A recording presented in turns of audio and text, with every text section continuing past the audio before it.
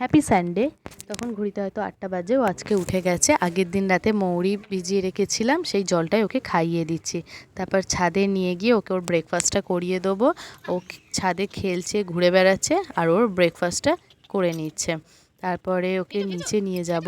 আগে একটু জামা টামা চেঞ্জ করিয়ে ওকে উঠোনের নিচে ছেড়ে দিয়েছি। ও একটু ঘুরে বেড়াচ্ছে। তারপরে বাবা আজকে বাজার টাজার করে এনেছিল, সব রান্না হয়ে গেছিলো, আবার লাস্টে চিংড়ি মাছটা এনেছে, তাই একটু শর্ট ভিডিও তুলে নিয়েছি।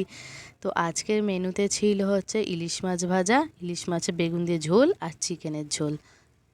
এখন বিকেল 4:15 বাজে।